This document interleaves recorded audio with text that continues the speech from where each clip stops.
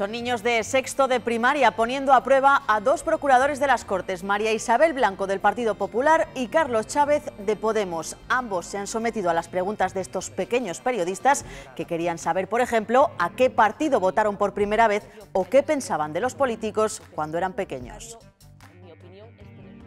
¿Qué tal? Muy buenas noches. Enseguida vamos a escuchar qué respondieron. Hoy en el programa protagonistas también las cajas de ahorro, la comisión que investigará qué sucedió con ellas en Castilla y León, que se ha puesto en marcha esta mañana. Lo vemos en unos minutos, pero antes, titulares. Rechazo prácticamente total de las enmiendas parciales debatidas esta semana. El Partido Popular solo tenía en cuenta una de Ciudadanos relativa a la situación de sequía. Después de 16 meses sin actividad, la Comisión de las Eólicas ha vuelto a reunirse y lo hará también la semana que viene, pero siguen sin avanzar las comparecencias. Donde hay nueva lista es en la del Hospital de Burgos, que ahora se centrará en debatir el modelo público-privado. Repasaremos la actualidad de estos 7 días en el mundo y en España con el portavoz del PSOE en las Cortes. Hablamos con Luis Tudanca del atentado de Londres o de la compra del Popular. Esta semana han empezado a debatirse las 2.300 enmiendas a las cuentas de este año y la inmensa mayoría de ellas han sido rechazadas. El Partido Popular ha recordado a la oposición que quedan 15 días para el debate en pleno, así que todavía hay tiempo. De las cientos de enmiendas parciales debatidas esta semana, prácticamente todas corrían esta suerte. Quedan rechazadas, quedarían rechazadas. En algunos casos con enfado incluido, como el primer día de debate, donde el Grupo Popular llegó a rechazar enmiendas sin ni siquiera argumentarlo. No voy a entrar a hablar de las enmiendas, de las 26 enmiendas que hoy presenta usted. Me parece una falta de respeto por el trabajo de los grupos parlamentarios que usted haga esto aquí en la comisión sin rebatir y sin decir el por qué no. La única propuesta aceptada por el PP, aunque con cambios, ha sido una sobre la sequía firmada por Ciudadanos. Sequía que también formaba parte de las enmiendas del resto de grupos. El propio presidente Herrera debería dar un paso adelante y cuanto antes, ya que somos la comunidad más afectada, llegar a un acuerdo con el Ministerio, con el Magrama, para plantear esta financiación que van a necesitar nuestros agricultores y ganaderos. Apelo un poco, primero, a su buena voluntad de cara a que entienda que estamos estudiando esta cuestión y, en segundo lugar, a su buena predisposición, por lo menos la de su grupo, a que en su momento podamos plantearles alternativas. De Agricultura a Presidencia, donde sin suerte el PSOE reclamaba una oficina anticorrupción y recuperar los planes provinciales. Lo que se tiene que hacer es reflexionar ustedes y dotar con mayores inversiones fundamentalmente a los pueblos. No se trata de hablar de la fijación de población en el medio rural, se trata de invertir dinero para que eso ocurra. Y esos 76 millones de euros están en el presupuesto. Los socialistas coincidían con Podemos y UPL a la hora de pedir más medidas para acabar con las diferencias territoriales. Que las diputaciones no sean gestoras de este dinero y que no sean gestoras de este dinero porque al final lo que hacen las diputaciones es emplearlo para asuntos que nada tienen que ver con la cohesión territorial. Entendiendo la cohesión territorial por la eliminación de las diferencias territoriales que existen en esta comunidad autónoma. Y más coincidencias de la oposición, esta vez en torno a Garoña. 1.250.000 euros que esperemos que sirvan para que la actividad de la central nuclear se desarrolle en base a usos alternativos. La salida para Garoña es más Garoña. En esta Comisión de Economía, Podemos apostaba por medidas para fortalecer el tejido industrial y fijar población, mientras que Izquierda Unida reclamaba la reordenación del sector de la pizarra. Precisamente, la intervención del portavoz de Izquierda Unida marcaba el inicio de esta sesión. Desearles un buen estudio de mis enmiendas, veremos si en pleno ustedes tienen intención de aprobar alguna y por mi parte me voy a Zamora a intentar paralizar un desahucio que seguramente será bastante más útil de todo lo que podamos hacer esta mañana aquí. Lo que no le pagan a usted es por ir a defender desahucios, que es algo también muy interesante y muy positivo, pero tenga usted en cuenta que a lo que le pagan a usted y por lo que le pagan a usted hoy es por estar aquí. Sencillamente me parece intolerable intolerable. Que se pida la venia para poder intervenir previamente y después hacer aquí ostentación de que venimos los demás a perder el tiempo. Ni justifico ni nada, pero yo sí que entiendo al portavoz de Izquierda Unida, yo sí que lo entiendo y lo tengo que decir, porque nuestra posición es muy complicada, es una posición de una persona. En Fomento, las mejoras en carreteras, saneamiento o difusión de la banda ancha estaban presentes en las enmiendas de prácticamente todos los grupos. Sin embargo, ninguna de ellas pasaba el corte. Ya son 3 las comisiones de investigación creadas en las Cortes. La primera sobre la trama eólica, la Perla Negra y el polígono de Portillo. La segunda sobre la comisión del Hospital de Burgos y ahora esta semana la de las cajas de ahorro, la que ahondará en el proceso de fusión y descapitalización de las cajas de ahorro de Castilla y León. Con el apoyo del Partido Popular y Partido Socialista, Manuel Mitadiel ha sido elegido, como se esperaba, presidente de la comisión y Pablo Fernández, vicepresidente. El presidente de la recién estrenada Comisión de Investigación de las Cajas tomaba su primera decisión. Convocado para el día 15 por la tarde para hacer una nueva reunión en la que fijemos nuestro plan de trabajo. Primero delimitarán la investigación y pedirán información, entre otros, a la Junta. Que nos dé toda la información que los grupos necesitemos para esclarecer lo que ha sucedido y no jugar al escondite como ha sucedido con la comisión del Hospital de Burgos. Después se centrarán en la lista de comparecientes. Los primeros serán los expertos que aportarán el marco competencial y jurídico. Después llegarán los responsables políticos. El PSOE señalaba directamente al presidente Herrera. Alguien que definió esta situación como el músculo financiero de Castilla y León. Podemos añadía más nombres. Como el de Juan Vicente Herrera, como el de Óscar López, que en 2008 fueron los que acordaron el proceso de unificación de todas las cajas de ahorro. También estarán en su lista el socialista José Francisco Martín o el popular Fernando Martínez Maillo, que fueron consejeros de Caja España. Ni el Partido Popular ni el PSOE entraban tras la comisión en si apoyarán o no estas comparecencias. Habrá que ver qué personas se llaman o qué personas no se llaman. El PSOE no va a ser nunca una cortapisa. Pero todos coincidían en la necesidad de conocer la verdad. Errores cuando no hay ninguna caja de la comunidad, evidentemente hubo algún error. Además, solicitarán que julio sea mes hábil para avanzar en el trabajo que la comisión tiene por delante. Después de 1 año y 4 meses parada, esta semana se ha vuelto a reanudar la comisión de investigación de las eólicas y la Perla Negra. Eso sí, en el orden del día solo había 2 puntos, el de cambiar 2 portavoces y solicitar la querella de la Fiscalía Anticorrupción contra 21 exaltos cargos y empresarios. También esta semana los grupos han pedido la comparecencia de 11 expertos en la comisión que investiga el Hospital de Burgos. La Comisión de Investigación de las Eólicas pedirá la querella de la Fiscalía Anticorrupción contra 21 exaltos cargos y empresarios. Es el acuerdo unánime alcanzado en la comisión, además del cambio de 2 portavoces tras 16 meses sin actividad.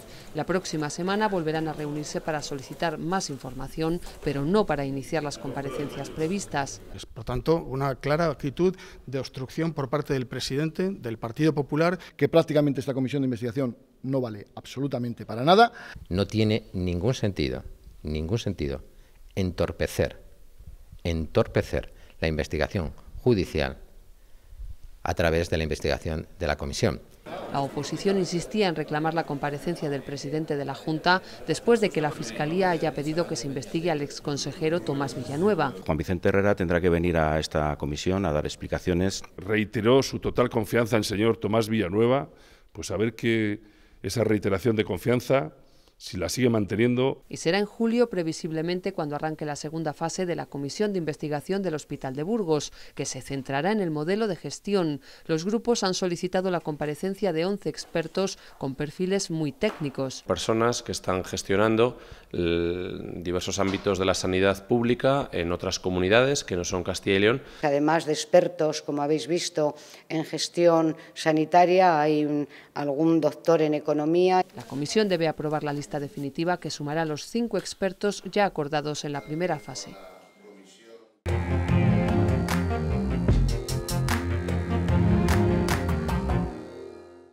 Isabel Muñoz del Partido Popular y Carlos Chávez de Podemos se han sometido esta semana a uno de sus exámenes más complicados. Lo van a ver, son muchas las preguntas que tenían los alumnos de sexto de primaria de un colegio de Valladolid para estos 2 procuradores. Indagan en sus vidas, pero también ponen a prueba sus conocimientos.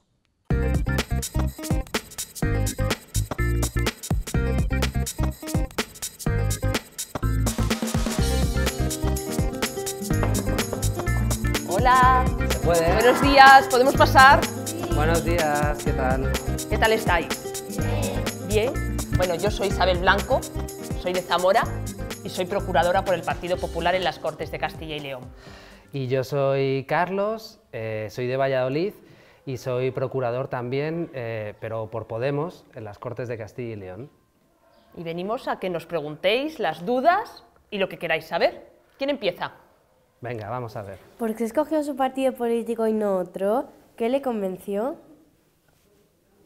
Porque creo que explica muy bien lo que ha sucedido en los últimos años y presenta buenas soluciones para la gente corriente. ¿Consideraría que para ser ministro de Educación sería bueno contar con una experiencia previa como profesor en la escuela pública para así tener mayor conciencia de la realidad educativa? Yo creo que es bueno porque la escuela pública es la escuela de todas las personas y entonces me parece que para ocuparse de un problema o de una cuestión siempre es bueno tener una experiencia anterior a la política para que así podamos saber exactamente qué es lo que pasa fuera del mundo político, que a veces es bastante cerrado. Yo creo que no tiene que haber sido profesor o que no es necesario que haya sido profesor. Lo que sí es necesario, en mi opinión, es tener un conocimiento del sistema, de cómo funciona la escuela pública, cómo funciona la educación, pero también cómo funciona la formación profesional, cómo funcionan las universidades. Lo que decía Carlos, el haber trabajado antes, eso desde luego yo considero también que es muy importante. La siguiente. ¿Estáis de acuerdo con la educación concertada y por qué? Nosotros sí. Nosotros creemos en la libertad de los padres de elección de centro. La escuela concertada tiene su función, tiene su valor y permite a unos padres que tengan menos recursos económicos elegir el centro al que quieren ir realmente sus hijos, no decir no los llevo a este cole porque cuesta mucho dinero o porque no puedo. Entonces sí, nosotros creemos sin ninguna duda en la escuela concertada. Yo creo que la escuela pública es la escuela más importante, la que tendría que prevalecer para todas las personas, porque es la que garantizaría que todo el mundo, teniendo mucho dinero o teniendo poco dinero, pudiese tener una educación de calidad. La escuela concertada tuvo un papel importante en un momento en el que había pocas plazas de colegios públicos y entonces pues ayudaron a que pudiese solucionarse ese problema, pero creo que hoy en día ya lo que tenemos que hacer es dar más recursos, más dinero y más profesorado a los colegios públicos, que son los que garantizan que todos puedan estar en las mismas condiciones. ¿Qué pensabas de los políticos cuando eras pequeño?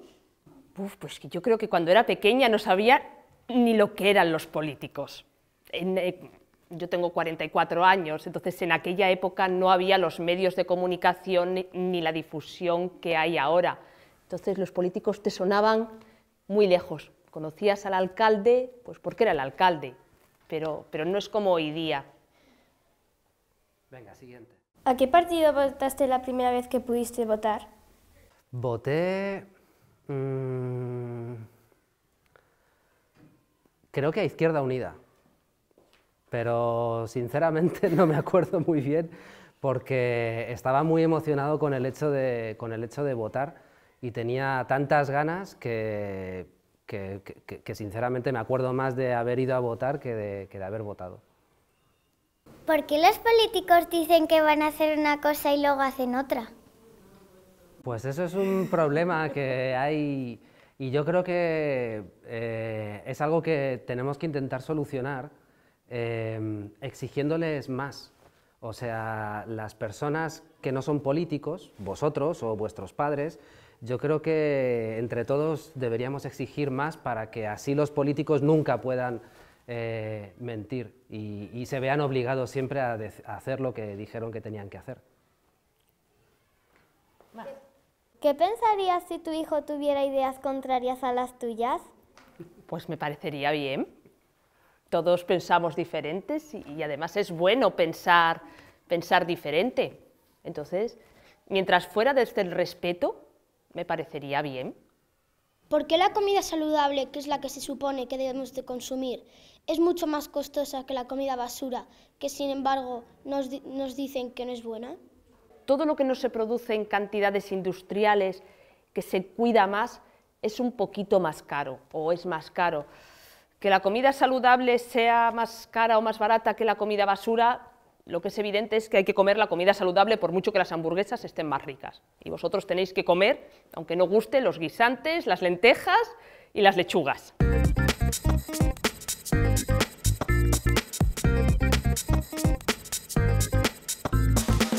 ¿Qué inventaron los hermanos Lumière? A. El cine. B. El teléfono. C. El automóvil. El cine no. Yo creo que fue el cine. Sí, bueno. ¿Qué es Pangea? A. Una especie de loro. B. La masa de tierra de donde surgieron los continentes. C. Una isla de la Polinesia. La masa de la Tierra de la que surgieron los continentes. ¿Quién inventó el teatro? A. Los egipcios. B. Los griegos. C. Los romanos. Yo creo que fueron los griegos. Sí, bueno, menos mal. ¿Cómo se llama el resultado de una división? A. Resto. B. Cociente. C. Dividendo. Creo que...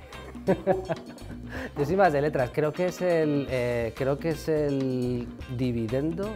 Cociente. ¿En qué año finalizó la Primera Guerra Mundial? A. En 1914, B. En 1939 o C. En 1918. Uf, es que pilla tan lejos. 18. Sí, gracias. El órgano es un instrumento de A. Cuerda, B. Viento o C. Percusión. Viento. ¿Cuál es la nota más grave? A. Do, B. Sol o C. La. Do. ¿Cuál fue la constitución posterior a la muerte del general Franco? A. 1812, B. 2000 o C. 1978. 1978. Ah, ya está. Muy bien. Hemos aprobado. Hemos aprobado. No, vale, así aunque saco un 5. Puede estar en contacto directo con las Cortes de Castilla y León a través de sus redes sociales. En Twitter, @Cortes_CYL. Y en Facebook y Google Plus buscando por Cortes de Castilla y León. El Parlamento escucha también a través de Internet la voz del ciudadano. De nuevo esta semana, minuto de silencio en las Cortes para mostrar el rechazo de sus señorías al terrorismo. En una declaración institucional, además, han reflejado sus condolencias a los familiares de las víctimas del atentado del Puente de Londres del pasado 3 de junio y han apelado a la unidad de los demócratas. Estas Cortes manifiestan su más rotunda condena a este atroz y cobarde ataque y afirman su voluntad de unión con todos los demócratas para combatir con firmeza y determinación a quienes, valiéndose de la violencia, pretenden atacar el derecho a la vida y el resto de libertades y derechos fundamentales. Pues de este y otros asuntos vamos a hablar hoy en esta nueva sección que hemos creado para repasar con los diferentes políticos de Castilla y León los temas de actualidad de la semana. Noticias no solo de ámbito regional, sino también queremos saber qué es lo que opinan ellos de lo que sucede en España y en el mundo. Hoy se sienta aquí con nosotros el portavoz del Partido Socialista, Luis Tudanca. Bienvenido y muchísimas gracias por estar aquí con nosotros. Muchas gracias, un placer. Hace 2 semanas abríamos este espacio, desgraciadamente, con un atentado terrorista, el de Manchester.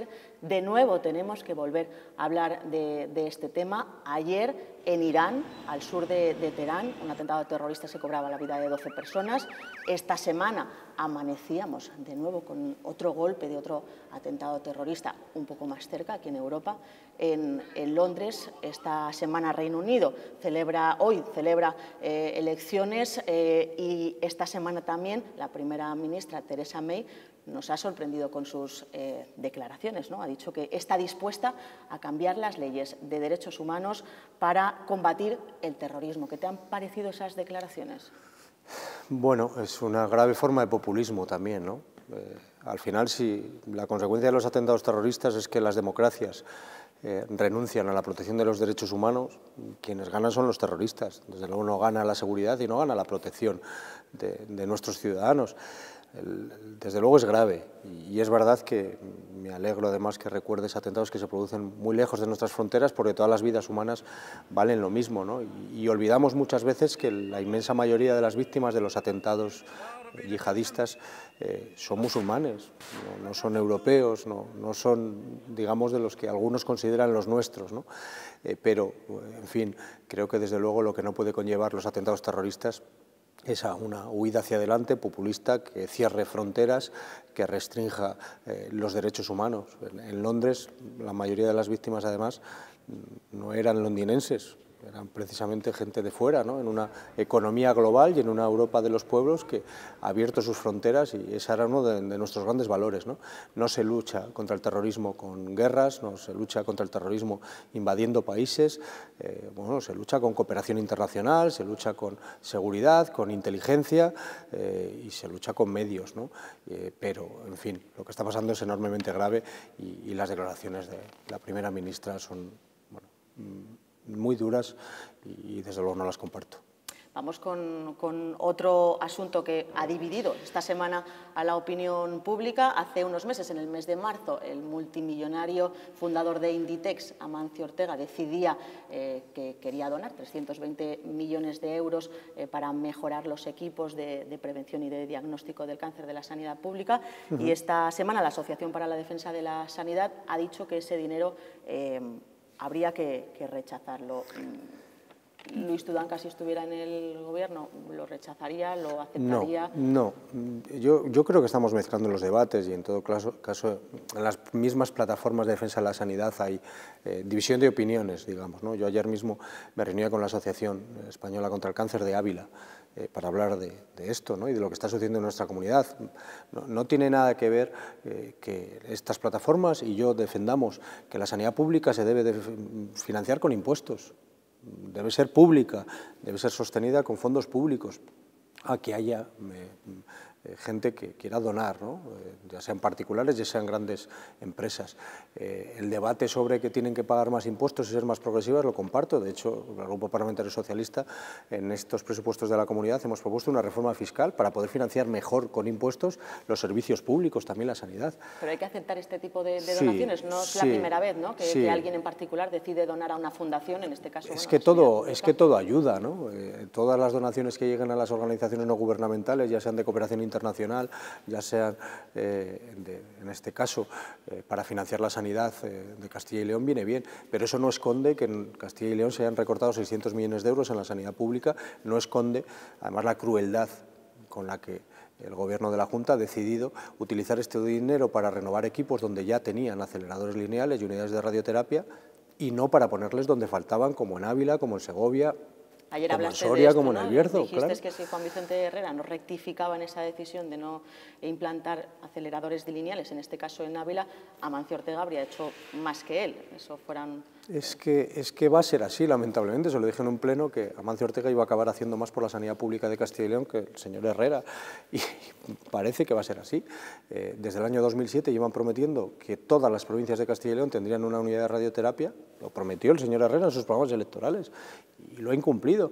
Y si la excusa era que no había dinero, en fin, con esta donación de Amancio Ortega no quedaban excusas, y tampoco ahora va a ser capaz, ¿no?, de cumplir su propia promesa, y eso, en fin, deja a los pacientes de Ávila, del Bierzo, de muchas zonas de nuestra provincia, de nuestra comunidad, en una situación, en fin, de enorme desigualdad, ¿no?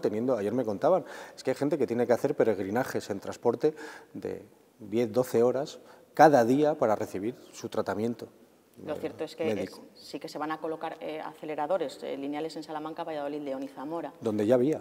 Se van a renovar los equipos que ya había, en fin, bienvenida sea la donación, bienvenida sea la renovación de equipos, pero de las 8 capitales de provincia de toda España que no tienen unidades de radioterapia, 4, la mitad, están en Castilla y León. Vamos con otro asunto, una importantísima operación financiera que se ha desarrollado esta semana. El Banco Santander ha comprado por tan solo €1 al Banco Popular, con repercusiones, desde luego, muy serias para los accionistas. 300.000 accionistas que lo han perdido todo, ¿no? Es un rescate privado, pero todavía está por ver si a los contribuyentes nos va a tocar de alguna manera. El Partido Socialista ya ha pedido la comparecencia en el Congreso de los Diputados del ministro de Economía. Bueno, tiene mala pinta, ¿no? Porque los antecedentes no nos permiten tener una excesiva confianza. Cada rescate bancario le ha costado a los ciudadanos españoles, en forma de impuestos, miles de millones, ¿no? Yo todavía recuerdo aquellas declaraciones del señor de Guindos o del señor Rajoy diciendo que los rescates bancarios no nos costarían nada. Bueno, en este caso está por ver, ¿no? Si además de los accionistas, al resto, al conjunto de los ciudadanos españoles, nos va a costar dinero. Pero en todo caso, en fin, lo que es intolerable es que compareciera el presidente del Banco de España, el gobernador del Banco de España, hace unos pocos días en el Congreso y dijera que no tenía información sobre esto, y luego el banco resulta que no tenga liquidez 2 días después, lo que es intolerable.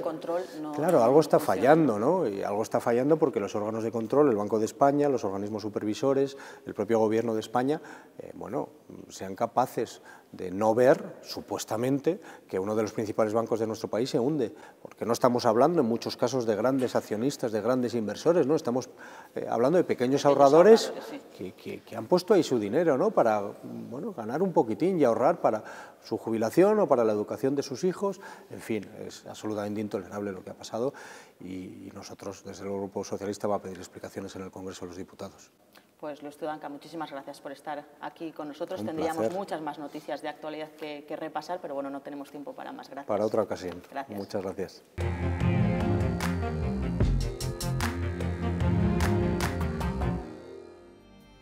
Pues hasta aquí la actualidad parlamentaria de la semana. Ya saben, volvemos a vernos la próxima semana a la misma hora, a las 9:30. Adiós.